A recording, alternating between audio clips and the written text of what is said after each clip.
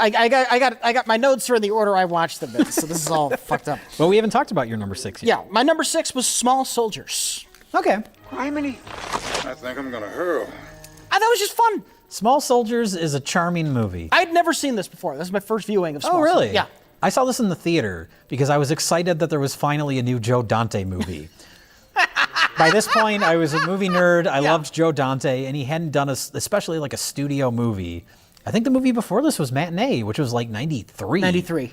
And this was 98? 98. 98. So we're into the CGI era, but despite the fact that we're into the CGI era, Stan Winston does some amazing fucking like animatronic work in this movie. Yeah. Well, it helps that the CG is like these toys, because that was, especially at that time, CG, the big problem was getting like realistic textures.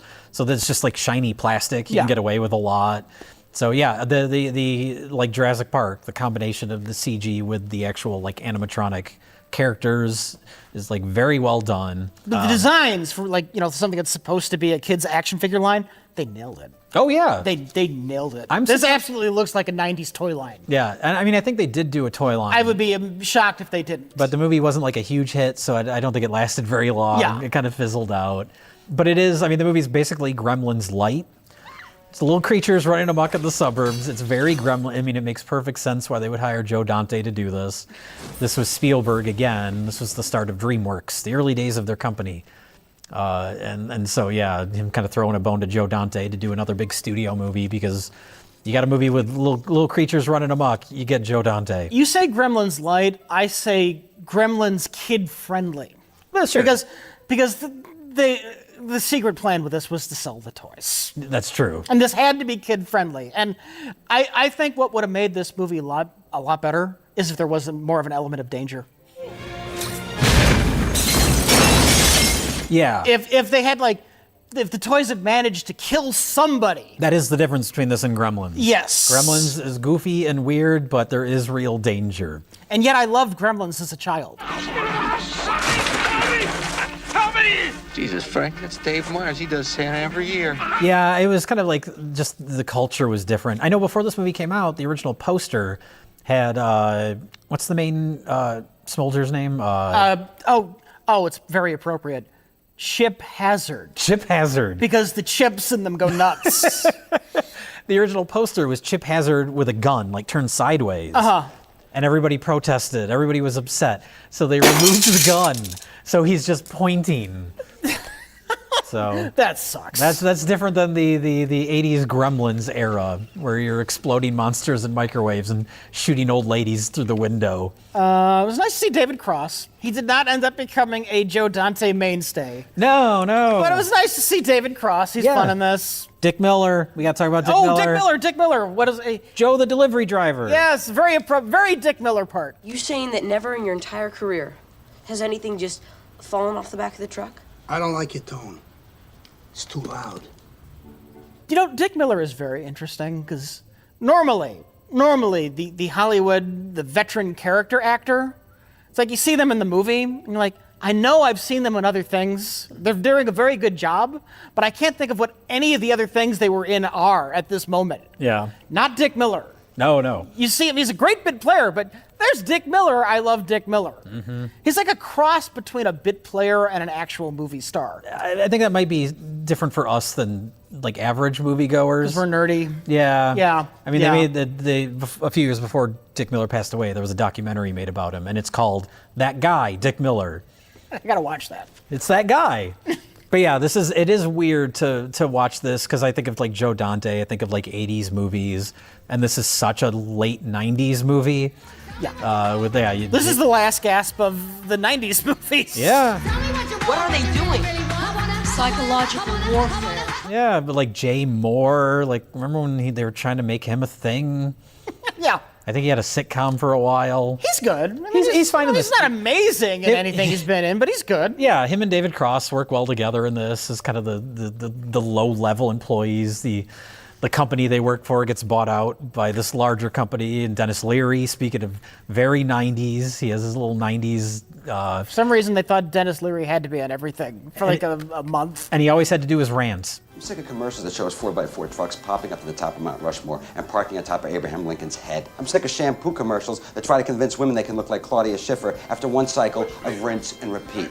He isn't my favorite scene in the film. Just when he starts writing the checks.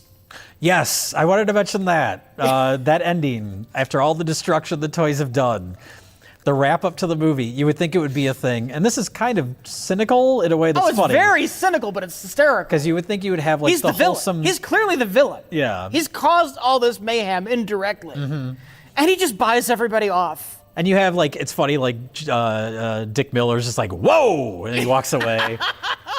Phil Hartman, we got to talk about Phil Hartman, writes him a check and he's happy. And you would think it would be a situation where the main kid and his parents are like, we don't want your money. Yeah. Nope. That doesn't happen. They take the check. Some things are more important than money. No, they just take the check. It had that many zeros, Jay. Yes, yes.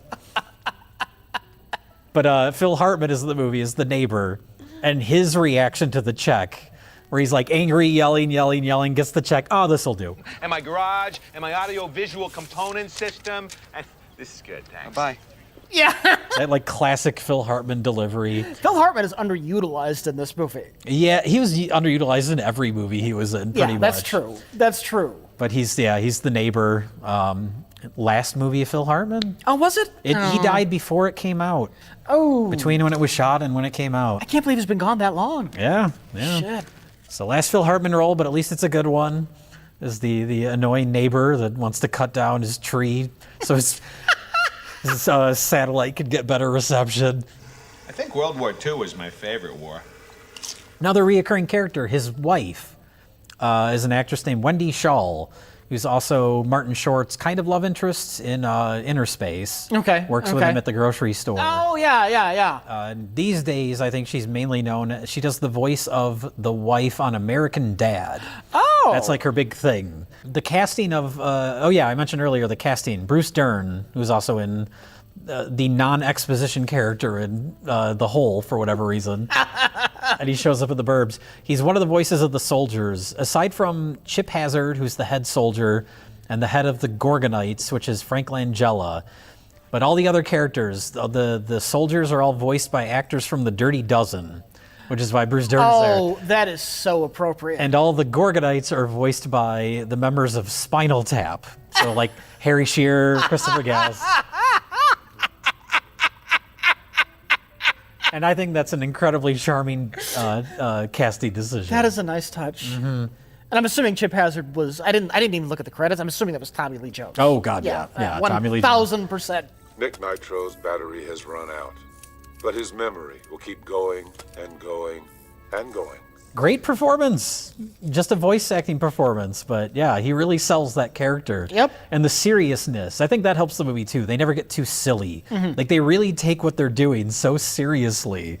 I love the scene when he's given the speech to his men, and it's like the scene from Patton with George C. Scott in front of the giant American flag. Yeah. But it's Chip Hazard in front of a puzzle of the American flag. Like that's a little like kind of clever little toy touches like that. Fully posable. No, I have this as high on this list as this because it is a fun movie. Mm-hmm. It's not the best movie, but it's a fun movie. It's fun. It came out, I don't think it did very well. I don't think it was like a flop. Because the truth is kids like violence. Mm-hmm. And this movie needed a death or two. It just did. Yeah. At some point, the main kid in this gets like stabbed. You see a little bit of blood. Mm-hmm. And I'm like, oh yeah, we need more of that. We need to think these little soldiers are actual threats. The closest it gets is Kirsten Dunst. Kirsten Dunst is in the movie. Yeah. A couple years before Spider-Man. Her boyfriend, her kind of douchey boyfriend, gets like lit on fire and falls down the stairs. Yeah. So there's that moment. Yeah. That's something. It's his pant leg though. That's like a comedy wound. I suppose. Yeah. That's like a Looney Tunes injury. Yes. But that whole scene in Kirsten Dunst, they couldn't get the rights to Barbie, clearly, so they call them Gwendy dolls. I'm sure But I'm sure Mattel didn't want homicidal Barbies running around. yeah, but that's the idea, is that the small soldiers like animate all of her dolls, and they're all like melted and mutated and different parts stuck onto different ones, and so there's this army of disturbing Barbie dolls that are attacking Kirsten Dunst. So that's the best scene in the movie. This is fun!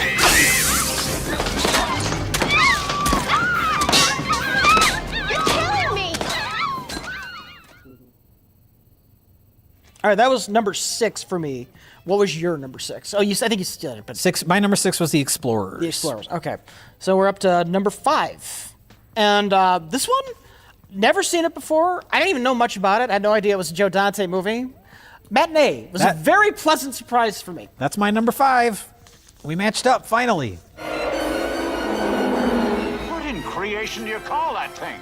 Bill. And I'd never seen this before. I didn't know much about it. First thing I wrote, and I feel like an idiot because when I wrote that, I didn't realize that Jerry Goldsmith did the score. Said something's reminding me of Gremlins. Oh, Jerry Goldsmith did the score. You could have made that note for pretty much every Joe Dante movie. I looked it up after this, and like, oh, okay, Jerry Goldsmith is all over the place here. Mm-hmm. I love this movie. This is another one I saw when it came out, and I don't think at the time I was aware of specifically who John Goodman his character was kind of inspired by. Mm-hmm. That's something I found out later, which is William Castle, who was sort of like the schlock version of Alfred Hitchcock. I didn't know his name, but I was kind of aware of like him and the theater gimmicks. All of his gimmicks, buzzers under the seats, Yeah. and rubber skeletons flying across the screen, across the theater. Yeah, king of the gimmicks, William Castle. And so John Goodman is basically playing him. Great John Goodman performance. I love a good huckster. One of my notes is this movie needed more John Goodman. I wish it was more about his character than the kids. Yeah, I would agree with that. The kid story is fine. It's charming. It's got that kind of cute, nostalgic thing. Now, what I wrote down for the kids was, here's my note on the kids. Mm-hmm. The Wonder Years, Nuclear War Edition. Yes. Yeah. Because that's the setting for the movie. It's during the Cuban Missile Crisis. It takes place in Key West, Florida, like 90 miles from Cuba. I think you also have this nice little juxtaposition in there. You have this sleazy horror movie coming into town, the scandalous, you kids can't watch this horror movie, it's too scary for your kids. Meanwhile, in the real world, the most horrible thing is going on in the background. Yeah, and everybody's constantly glued to the TV watching Yes. it. So you have this kid-friendly horror going on while this very real horror is going on in the background. Safe horror. So you're in an environment, you're in a movie theater watching a horror movie where you can get scared, but it's safe. That's what it's about. I think John Goodman gives the speech. John What do you Goodman get out of what's the purpose of a horror movie? What do you get out of a horror movie? John Goodman, his character in this, Lawrence Wolsey is his name, always has the giant cigar. And he gives multiple speeches in the movie. He always has a speech on hand to win people over, and that's the big one. And that's kind of the Because of course Joe Dante would have this 50 schlock guy be the wise hero. The country is on red alert. People are already scared. Exactly. And what a perfect time to open a new horror movie. But sometimes it's done kind of tongue in cheek, where he's just kind of like saying what he thinks people want to hear, because he wants something from them. But yeah, that contrast between real world horror and movie horror. Mm-hmm. Yeah, John Goodman showing up into town to take advantage of everybody's fear of the real horror to sell his monster movie Mance. And speaking of sleazy and taking advantage of, we have Dick Miller's part in this. Yes. Where Dick Miller is a fake Christian crusader who's upset about the movie, but he's actually an actor just trying to get people interested in the movie. Yes, yeah. Him and his partner in that is John Sayles, who wrote Piranha and the Howling. So another Joe Dante regular shows up. But he's got a pretty big role in this movie. He shows up throughout, one of his better roles. But the main kid is like the only monster kid in town. He has all these monster magazines, and he's the one that figures it out that Dick Miller is an actor that was in the brain leeches or something. Some cheesy horror movie, yeah. He's like, you were a guy in cafeteria in the brain leeches. Yeah, this is probably the most Joe Dante movie, aside from Gremlins 2, in terms of like everything he loves in a portrayed in a way that is very like affectionate and charming. Basically, the entire second half of the movie is in the movie theater, and it's just it really. That's when it gets good. That's when it gets really good. The first half is kind of setting up all of our teen characters. If I have a complaint, it's a bit slow to set up before we get to the good stuff. Yeah, I mean they're trying to keep it like grounded. They're showing that the Cuban Missile Crisis, making sure that you understand that this is a real threat. If you think it's gonna help you to put your hands behind your neck when the bomb falls, you're wrong. That young lady I think is a communist. Heads down, people. I like that moment when he's in the bedroom and his little brother's fallen asleep. And he just turns on the radio and it's in the jungle tonight, whatever that song is, and there's like thunder outside. Just like this quiet little moment that kind of establishes like this looming real world threat going on. Yeah. And wanting to escape that into the movies. And very, as far as the recreations of movies from that era. I would love to see a standalone, it's short. It doesn't have to be a full-length movie, but I would love to see a standalone Mant. Well, the Blu-ray, you can watch Mant in its entirety. Oh, okay. If I looked like this when we first met, I would have been afraid, Bill. I would have been very afraid. It's like, I don't know. Is it like a full movie, or is it just everything they shot for it? It's everything they shot for it, which is, I think, a little bit more than what you actually see in the movie. But it's like 25, 30 minutes, something like that. But yeah, everything with Mant. All the dialogue is hilarious. The scientist guy that's constantly like dumbing down what he's talking about for the audience. It's so great. You'll continue to metamorphose or change. And just the way it's shot, it feels authentic. And even early on in the movie, the mom's like telling the kids, like, just go see a movie. And so they just go see whatever's playing. And it's like this like shitty, like early 60s kind of Disney type movie. Those like Disney live action movies. It's about a shopping cart. Oh, the shopping cart that comes to life? The shook It's up another shopping brilliant cart. thing, yeah. And the kids are watching, they're like bored. By the way, the woman in that scene, I don't know if you recognized her. Who was she? Very early role for Naomi Watts. Uncle Cedric. So, but yeah, the way that's shot, like that ultra wide That's screen. like a perfect, like, Herbie the Love Bug it movie. looks just, it's so accurate. The colors are just spot on, yeah. So between that and the man stuff, like just so like affectionately done homage. Yes. And Kevin McCarthy shows up again. But don't you understand? He's not a monster. He's a shoe salesman. Would you let that fit you in a pump? Yeah, the humor really comes out in the second half of the movie. The first half, yeah, it takes its time. But the more it builds, that kind of manic energy that it builds up to, and then all the little characters. You got Robert Picardo, who runs the theater, constantly has his radio going because he's just like terrified at every moment. Yeah. The hippie parents that are trying to be open-minded about this. They tie back in, even they don't forget about the Cuban Missile Threat because he's got the bomb shelter in the theater, yeah. which is, why do you have a bomb shelter in a theater? But whatever. He built it because he's scared of this thing. Robert Picardo is terrified through the whole movie. And then he's constantly distracted. Two kid leads get locked in the bomb shelter. And they think the world has ended because the sound speakers from the movie are going off. It all comes together, the themes of the movie. Yes, it's a wonderful film. Yes.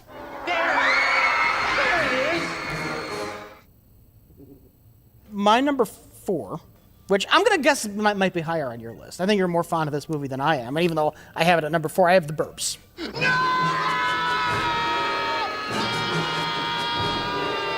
Yeah, The Burbs is like a comfort movie because it's very funny, but it's never like hilarious. It's just like consistently pretty funny. Look, these cookies are home. That's great. All right, everybody. Very nice. And I just love the simple premise, the simple setup. And it's a concept that other movies don't really go into, the idea of like neighbors, and you can't pick your neighbors. And it's like a little your own little community in like a single block, and you're just stuck with these people. You can't really choose who moves in next to you. Now, the movie kind of dealing with that in sort of like a Hitchcock Rear Window way, but the comedic version of that. And just bored, nosy neighbors. Yes. Can't mind their own business. Mm-hmm. Walter's dog just took a dump on Rumsfeld's lawn again. Good, honey. Yeah, the fact that it takes place on a cul-de-sac is great. Yeah. That's the. It's It couldn't be a through street. No. No. They needed to be bottled up in this cul-de-sac. And all the little like town legend stories, people like gossiping about each other. He comes over here to smoke cigars. His wife won't let him. He doesn't know I know that. Hi, Ray. How you doing? They tell the story about the ice cream parlor guy that killed his family, and that's like a town legend. And they tore the malt shop down that fall. Like all these little stories that bored neighbors tell each other because there's nothing else happening. It's like it's like an urban person criticizing suburban life. Sure. This movie. Sure. No, Dick Miller. Yeah, Dick Miller plays Garbage Man. Dick Miller and Robert Picardo, I think, is especially funny in this one. The two garbage men. Mm-hmm. Where Robert Picardo is like the helpful one to them wanting to rummage through the trash. He's allowed to go through the trash. Once it's out the corner, it's public domain. According to the law, it's private property until it hits this point, and then it's no. What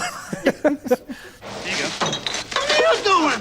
You asked me to help. And the funny detail of so the setup is Tom Hanks and all of his neighbors. There's a new neighbor that moves in next door. They're creepy weirdos. They're very creepy. They're kind of like the Addams family has moved into your neighborhood. The Klopeks. They're very, very mysterious. And so that captures everybody's attention because they have nothing else going on. Everyone else is nosy, and this one house they just want to keep to themselves. Yeah.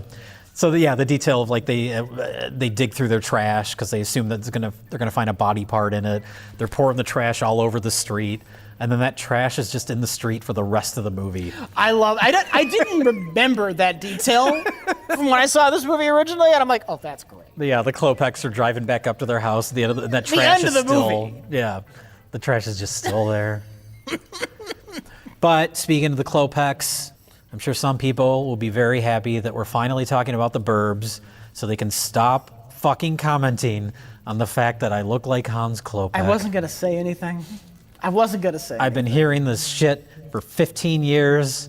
Yes, I'm aware that I look like character actor Courtney Gaines, but they never say that. They always say Hans Klopek specifically. Hey, Pinocchio! Where are you going?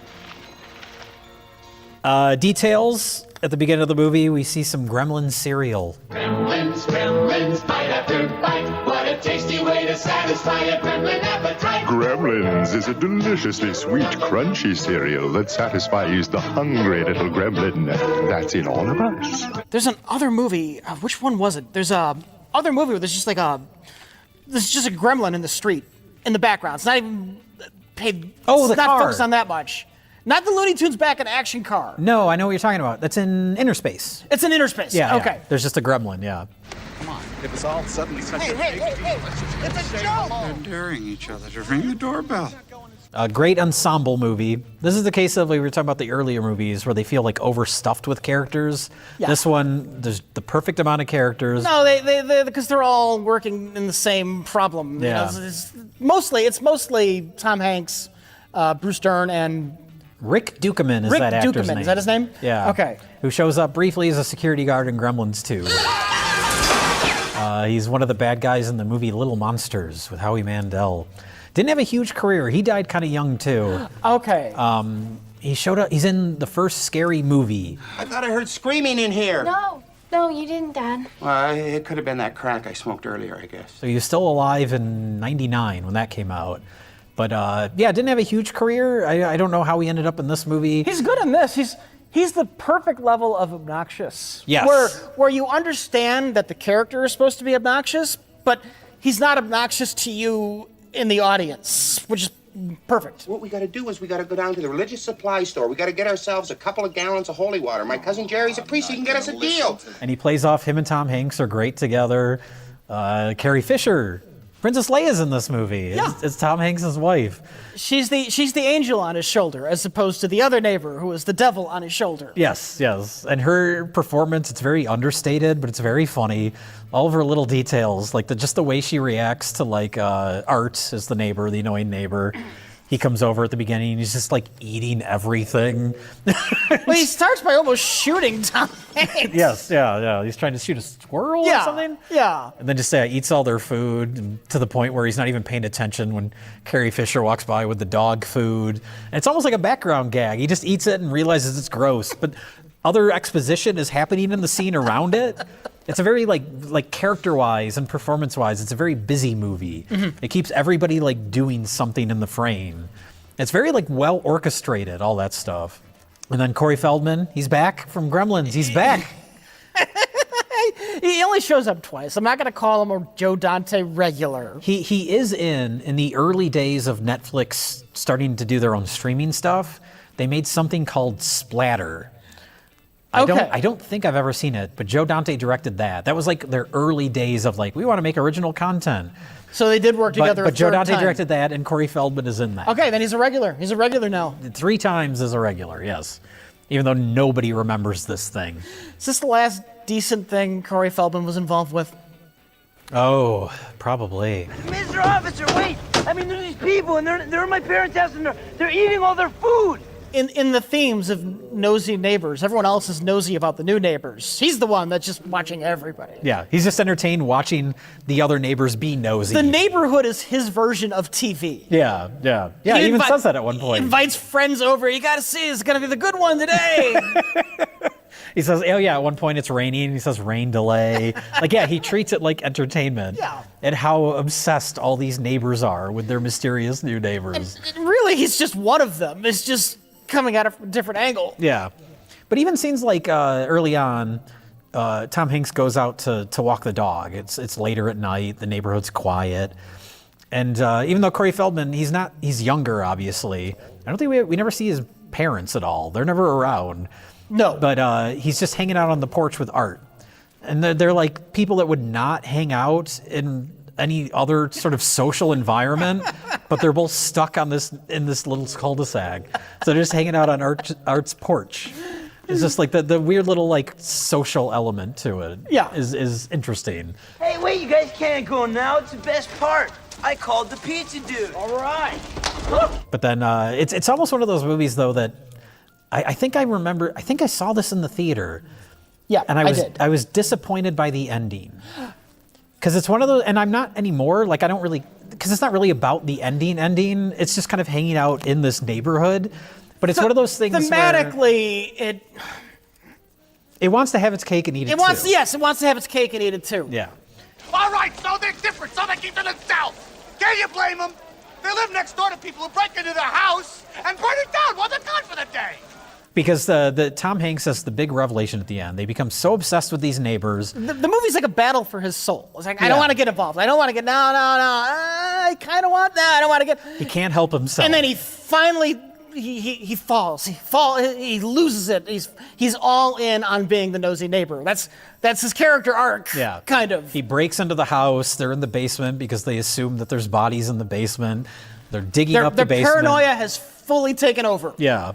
And he ends up destroying his neighbor's house. He hits a gas pipe and blows the whole house up. And the proper ending to this movie is when he has that speech at the end. No, we're the monsters. Yeah. You know, that speech. That's the message. That of is the the film. message. That is the end of the movie. And then they just shit all over that. Yeah. Then they say, oh, they are actually. They really are killers. It's like, oh. It's one of those things where it's like you almost can't satisfy any. People would be disappointed if they weren't. If the neighbors weren't creepy killers, because it feels like the movie's been building up to that, but that's not really what the movie's about. Yeah. So it's sort of like, either ending would disappoint some people, if they're killers or they're not. So they tried to do both. Because, his speech at the end about it's like, it's us, we're the lunatics. Which leads to my favorite line in the entire movie where he says, Stop it, Cam. I've been blown up. Take me to the hospital. so funny. Tom Hanks' delivery of all that. His body language too. When he's walking out of the house after being blown up, his eyes like swollen shut. And just like the way he's sort of walking is so funny.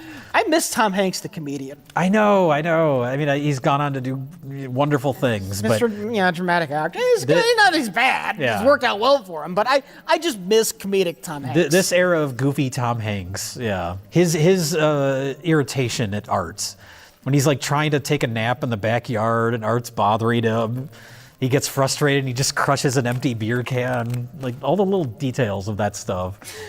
The wonderful moments when they discover the bone and the gratuitous zooming in and out as they're screaming shot. Well, the fact that they discover it, it's like 5 minutes before they notice what it is. Yeah, It's yeah. just, Art's the like dog gave throwing me it for the something, and dog. they're just talking.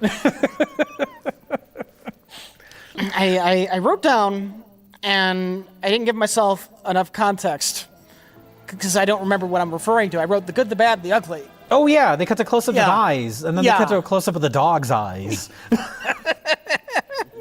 And that's another, kind of Joe Dante thing, is like he's such a movie nerd. Yeah. That he can throw in those kind of like visual cliches in a way that's funny.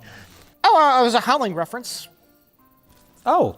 In the little book of Satanism, one of the pictures was a drawing from one of the books in Dick Miller's bookstore. Oh, I completely missed that. Yeah. Yeah, I like that angle too. The movie doesn't go too much into it, but obviously this Satanic Panic. Satanic Panic. I want to kill everyone. Satan is good. Satan is our pal. I've always been fascinated by Satanic Panic because it wasn't real, but everybody was.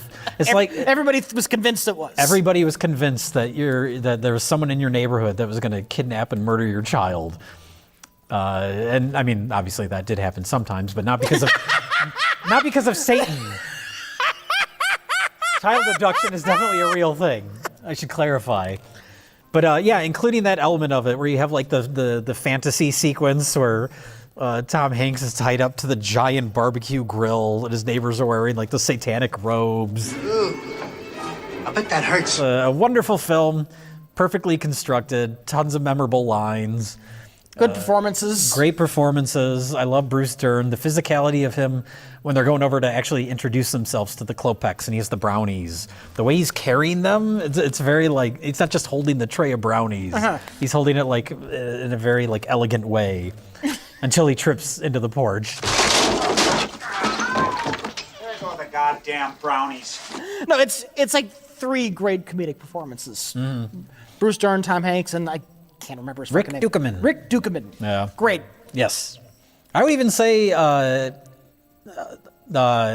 head Klopek. The actor's name is Brother Theodore or something. He has like a weird name. Yeah, Uncle. Was it Uncle? It was Well, no, he was the uncle actor. to- The actor's Oh. name is Brother Theodore. No shit. Yeah. It's one of those things where it's like, did they just find that guy?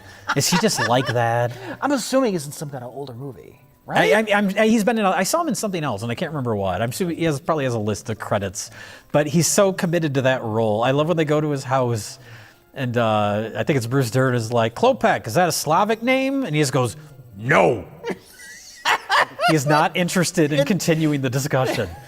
It's the most awkward scene ever. Yeah, that whole interaction with them at the house, and Tom Hanks starts sneezing, and he can't stop himself from sneezing. And just so many funny bits. We could just end up like listing all the funny things in the movie.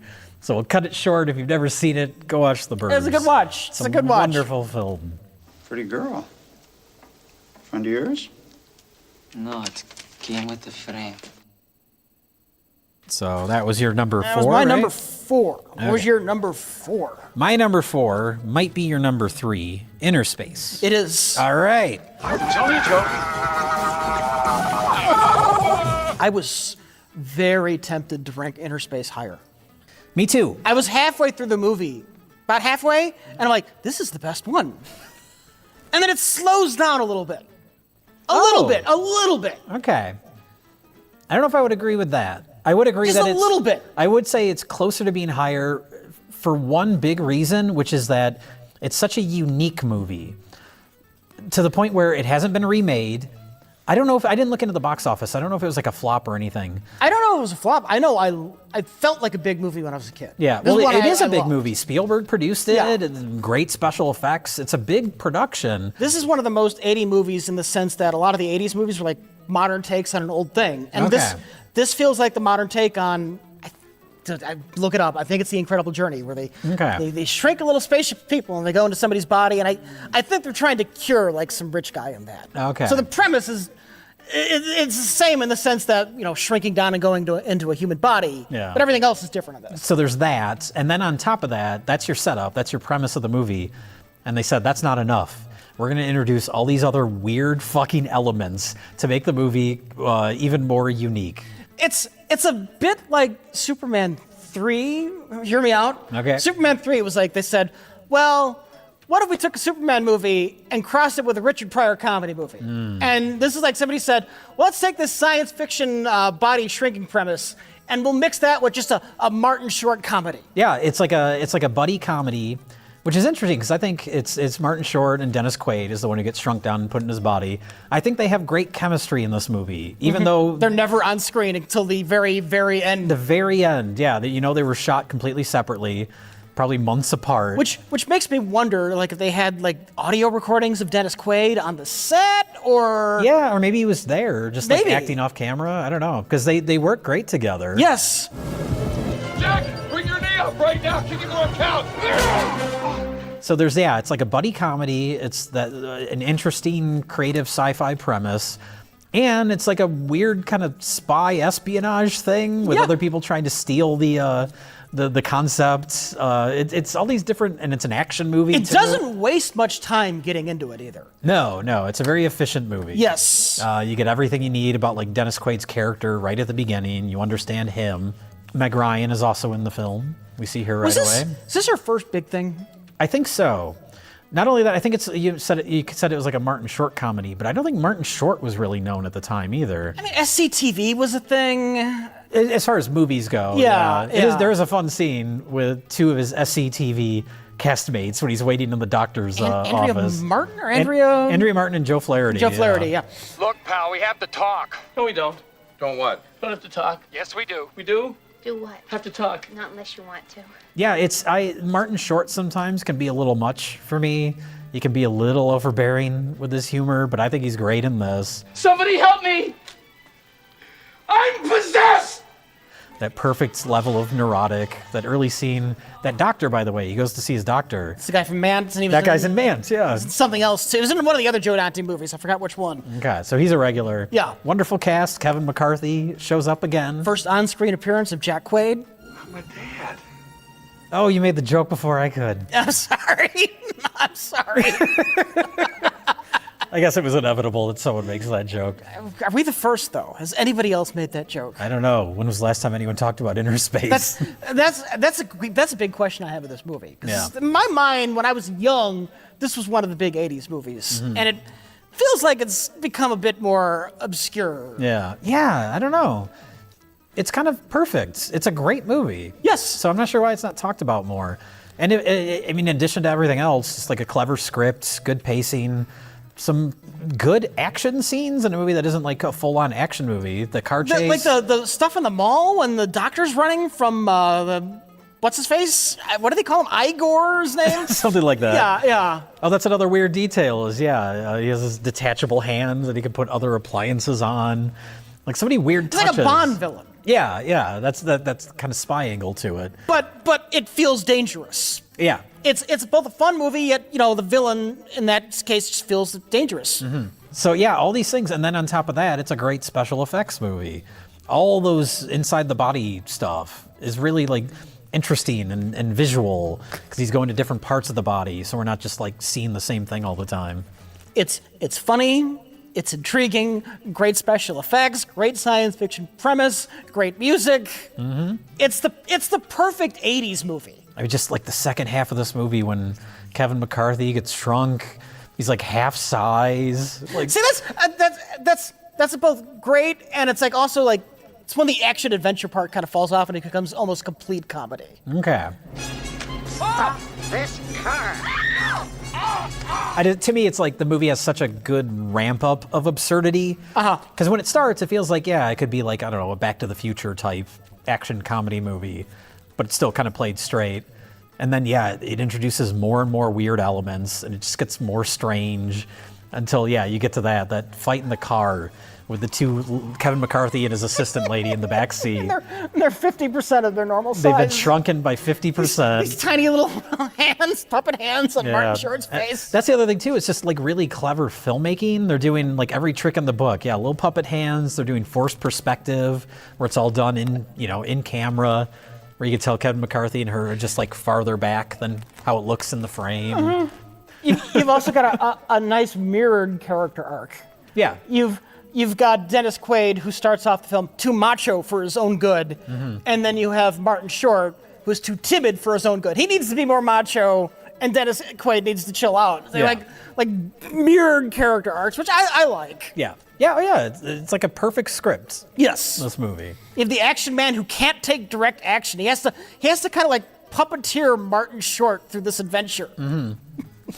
We should mention cameo. Bugs Bunny shows up multiple times. It's funny. He shows up. There's in Dennis Quaid's apartment. I think there's like multiple Bugs Bunny toys. Yeah. It's funny though at the science lab early on. There's the Bugs Bunny doll, and then everything goes amok in the science lab.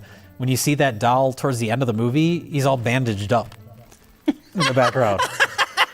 I thought that was a funny detail. You know what an underrated joke in this is? What's that? And they set it up early and it pays off at the end. The robot arm. The robot arm that has to insert the chip, and it's... Yeah, it's kind of slow. It's got these slow, complicated movements. And then we get to the end of the movie where there's this time crunch. We've got he's running out of air and they're waiting for the robot arm, and he just picks it up and puts it in his own. Yeah, it doesn't make any difference. Arm, yeah. That is my favorite joke in the movie. You know what we missed? What? Dick Miller. Oh, who was he? He's the cab driver. when Meg Ryan's leaving Dennis Quaid's apartment at the beginning of the film. That's right. This is the first time I ever saw Robert Picardo in anything.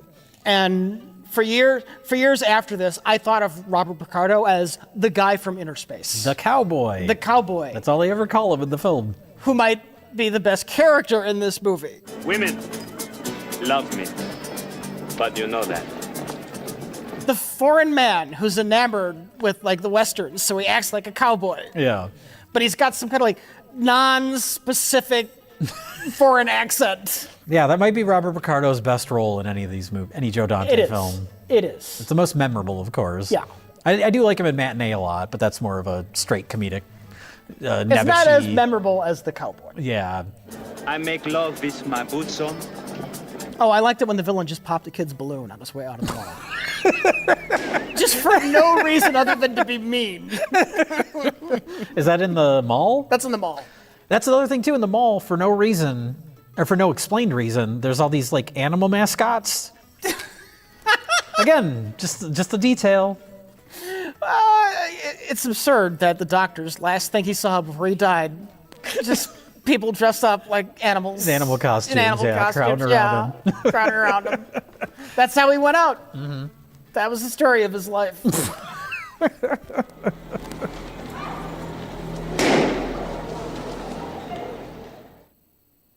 So that was your number 3? That was my number 3. My number 3 was The Burbs. The so Burbs. We just had our number 3 and 4 is inverted. Okay. My number 2. And this is the one that I guess we could just talk about them together, right? I'm assuming we have the same thing. Number 2 Gremlins, number 1 Gremlins 2. Number 2 Gremlins, number 1 Gremlins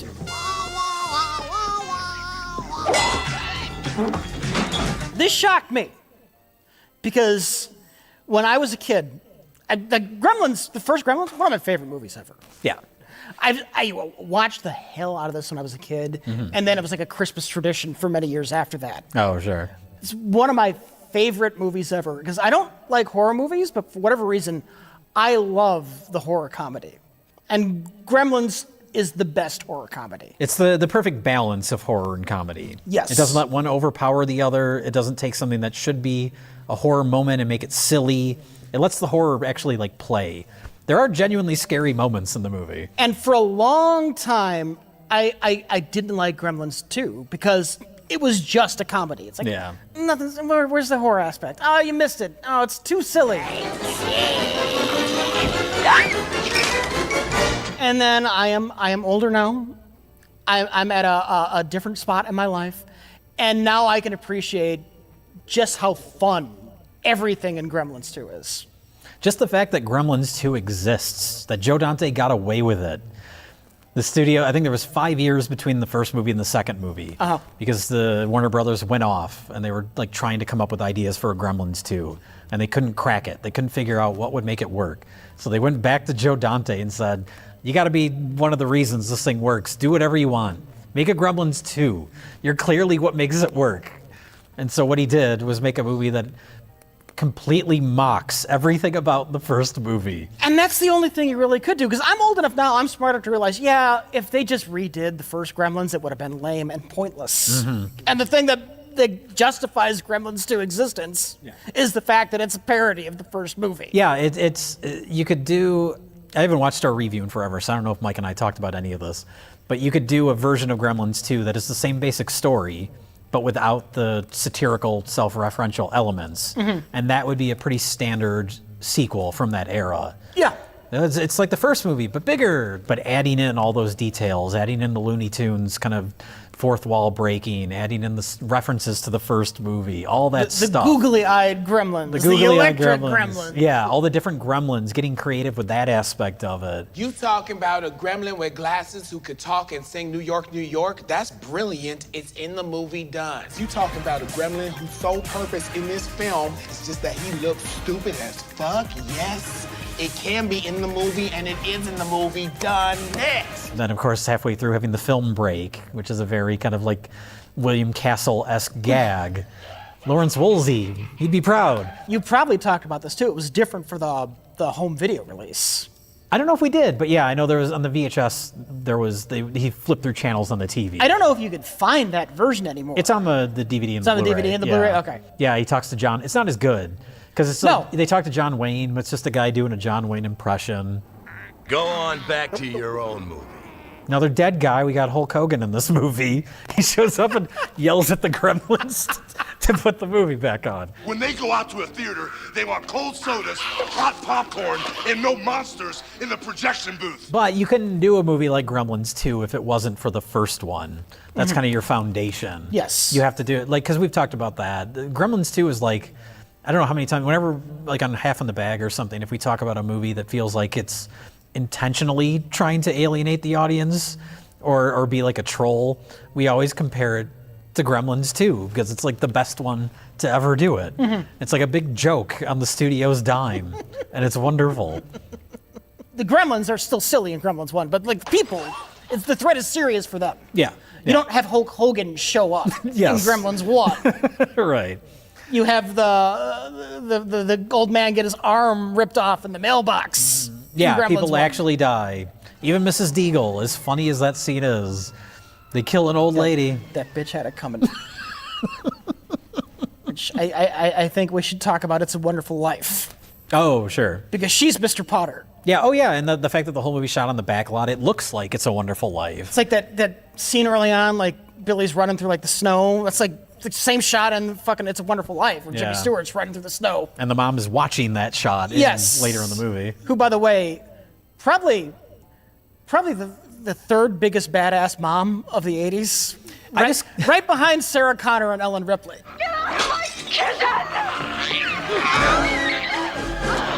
I discovered something recently that I never realized, and that we didn't put this in our Back to the Future review because I didn't realize it till I was editing. The mom in Gremlins is also the mom of Lorraine in Back to the Future, but she's also the mom of Neve Campbell in the first Scream movie. Oh! Which I didn't know. I didn't know that. That's like, I don't know, 10, 15 years later. So I've she seen looks... Scream like once. Oh, okay. I like the first Scream a lot, but I never put that together until I was editing our Back to the Future video. That kitchen scene. I want to say something about that.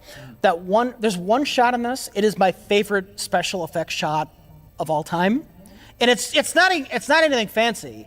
It's just the gremlin. He's eating the cookie, and it just hears something. The ears perk up. Ears perked up, and he turns around, and it is 100% convincing to me. You cannot tell me that's a puppet. Yeah. That's a real gremlin, Jay. Oh, yeah. And he turns around and he looks at that mom. That is worth pointing out, the creature effects in the first movie versus the second movie. We obviously have our lovely props from the second movie, and they're designed to be a little funnier looking. They're a little more cartoony.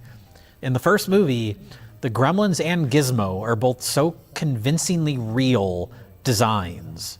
I think we talked about that in our commentary for Gremlins, where Gizmo himself, he's kind of ugly. Yes. He's like ugly in like the way that like an ugly dog is still kind of cute, but it's convincing as like a real little creature. And then you get to the second one and they redesign him. They made him cuter. He looks super ridiculously cute. Yeah. Because that movie is a cartoon movie. Yes. Yeah, it works for that movie. Yes. If Gizmo looked in part 1 the way he does in part 2, it would throw off the believability Vice of versa. everything. Or vice versa, yeah. I'm imagining if they made this movie like a decade, if they made that in like the CGI era, if Gremlins came out in 98, everything would have been over animated. It would have looked terrible. That subtle ear thing, it would have been, he jumps up and turns around. It would have, you know. Yeah, and that's all the results of the limitations of the time. Yeah. They did all the effects of that movie the only way they could, and they were flying by the seat of their pants. They were figuring out this stuff as they went along. There's little moments where you can see like poles coming out of their arms, and it doesn't matter. Yeah. What if one of them eats something at 11 o'clock, but then he gets something stuck in his teeth? The rules, the Gremlins rules, they don't make any sense, which they of course make fun of in the second movie. But we know that they can't get wet or they multiply. So when Stripe jumps in that YMCA swimming pool and you see all that smoke and the bubbling water, it's like genuinely scary. You know what's brilliant about the rules? And I fucking love this. They tell you the rules, but they don't tell you why the rules exist. And so so you're watching the movie for the first time, and you're wondering, what'll this do? What'll this do? Why can't you get them wet? That's what? Oh, they multiply. Yeah. Oh yeah, the first time Gizmo gets wet, it's scary. He looks like he's in pain. Yeah, he like they're scared. Corey Feldman and Zach Galligan are scared. Gizmo looks terrified, and he looks like he's in pain. And you're like, is he dying? Yeah. Like if you didn't know Gremlins and you're watching this movie, yeah. And then you're primed because okay, what the fuck is eating after midnight gonna do? Another Joe Dante in joke: the fridge when he feeds them the chicken, but on the fridge there's a little smiley face sticker, which is a reference to The Howling. Oh yeah, I noticed that. Smiley face. Yeah. I know. I wasn't sure if that was a reference or just like smiley things were a thing for a while. Smiley faces. That's true. Yeah, but no, Joe Dante. So I think The Howling was the movie that got him this job, which would make sense. Yeah. He's like, oh, he can do horror. Yeah. And of course, famously, the original script for this movie was straight horror. As Chris Columbus wrote it. The mother dies in that. The mom gets her head chopped off. Billy comes home and it apparently rolls down the stairs. And Gizmo is Stripe. Yeah, that was a Spielberg suggestion, which is probably... Spielberg is wise. Yes, he understands these things. He understands what you should do, what the audience wants to see, and he'll pander. Yeah. And it's the right decision. Oh, yeah. Now, the audience is going to like the furry thing. There's going to be a good one. Now, the audience is going to like the mom. Don't kill the mom. Well, and just don't make it so dark. Yeah. I think having that lighter tone. And it's interesting because, yeah, now you think of Joe Dante as making kind of like playful horror comedies, or just his tone in general is a little more playful. But the movies he was coming off of were slightly childish in the, I mean that in the best way. And yeah. But the first movies that he did were like, Piranha, which has some humor, but it's kind of straight. They kill a bunch of kids in it. Yeah. And then The Howling, which is a pretty straightforward horror movie. So it's not till Gremlins that he kind of formed that kind of tone, that more playful tone.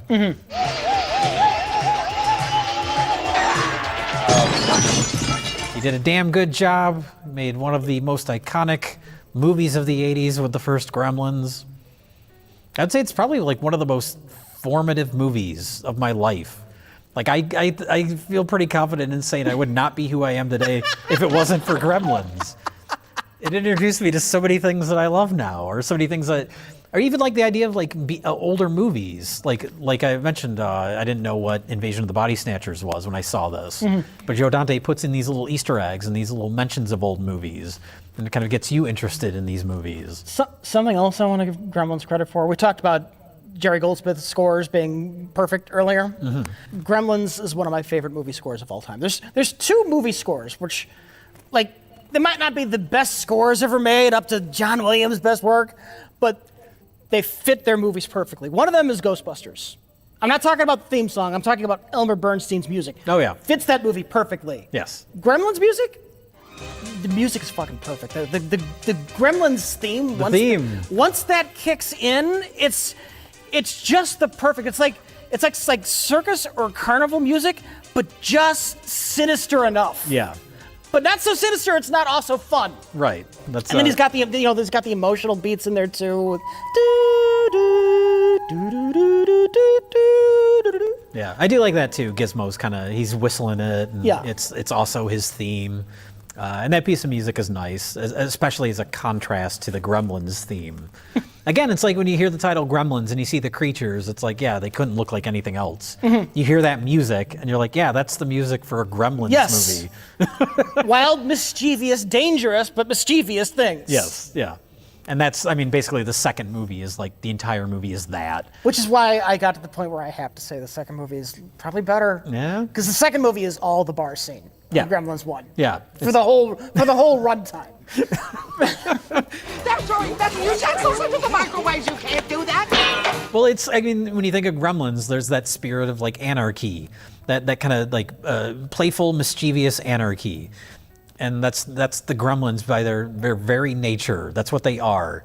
They thrive on that. Mhm. And then the second movie, the entire movie has the tone of that too. Not just the creatures are mischievous. Yeah. The movie itself is mischievous. Yes. It's played with your expectations. It's tearing the film at one point. It's breaking the fourth wall. It evolved. And has amazing creature effects. On top of everything else, those creatures, the puppeteering and the animatronic work in the second movie, their articulation and all the different designs, and then all the little details, all the side characters, the Grandpa Fred horror movie host that wants to be a real news anchor. It's so absurd. It's absurd, but it is carried out properly. It's the movie is like structured the way a movie should be structured. In a way where it doesn't just fall off. Like the movie has that like anarchy spirit, but it's still gonna follow through on the story beats. It's not gonna like fall apart into nonsense. Are you having a run on the bank scare yet? Well, it's rather brutal here. We're advising our clients to put everything they've got into canned food and shotguns. Do you have anything else on? I don't have anything else. This is a fun time. Unlike the John Carpenter review, I feel like I understand Joe Dante a lot more than I understand John Carpenter after that review. Okay. His childhood, the things he loved in his childhood. Yeah. The fact that he was able to basically continue his childhood into adulthood by making films. Underrated director, I would say. Yeah, underrated director. He had Gremlins. Gremlins overshadowed it. Yeah. Gremlins was like the idea of Gremlins as a movie or a franchise didn't get associated with him as the director so much as like, I don't know, Jaws. Back to the Future. Yeah, Back to the Future. You think of Robert Zemeckis, Jaws. You think of Spielberg, of course. Gremlins was just kind of its own thing. You associated Gremlins with Spielberg more than Joe Dante, just because it was Steven Spielberg presents. That's true. Gremlins. Yeah. I guess it's also, well, I was gonna say it's because no one knew who Joe Dante was at the time, but Marketing-wise, it makes sense. yeah, but Spielberg continued to hire Joe Dante for stuff over the years, Inner Space and He did not Small continue to Soldiers. hire John Landis, however. No, there was a full stop end to that relationship. Goodbye.